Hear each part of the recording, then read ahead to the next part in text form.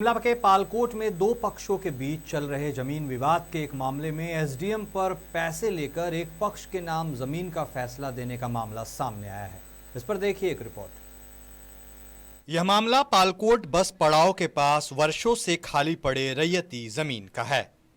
64 decimal जमीन शुभम गुप्ता के मकान से जुड़ा है, जिसमें कुछ हिस्से पर उनका वर्षों से कब्जा है, लेकिन दूसरे पक्ष पवन साहू ने अपनी जमीन बताकर पूरे जमीन को अपने नाम करा लिया है।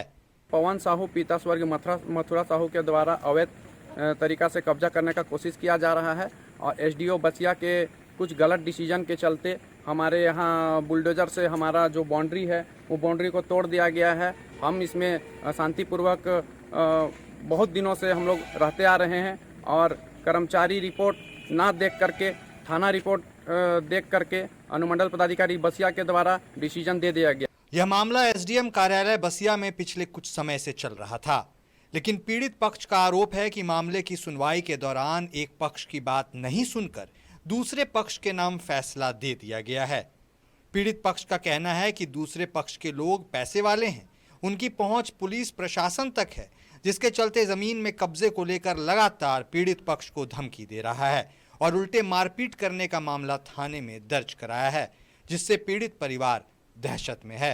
और आजा का नाम मैं पति अर्जुन घासी कर परपोता है को और ये जमीन कर खाता नंबर 676 है और प्लॉट नंबर 4208 है।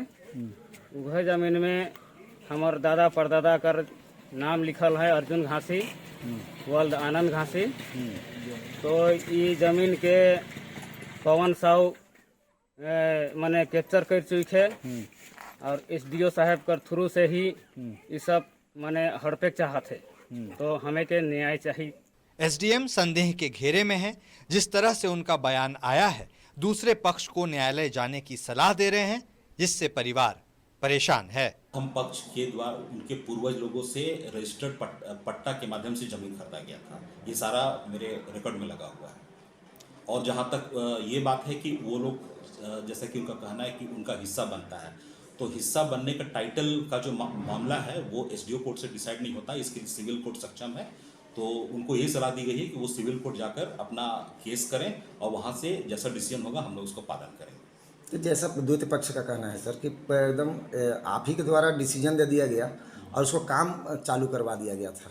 काम चालू, चूँकि प्रथम पक्ष को स्थिर, जिसकी आप बात कर रहे हैं उसको स्थिर किया गया, तो उनको वहाँ पर जमीन में नहीं जाना था, वहाँ पर जमीन में गए, डिस्प्यूट हुआ, इस चलते मामला बढ़ाया। तो सर ठीक है, स्थिर कर दिया गया, तो क्या घर का निर्माण कार्य के लिए आपने आदेश दिया था? नहीं, निर्माण कार्य के लिए आदेश नहीं दिया।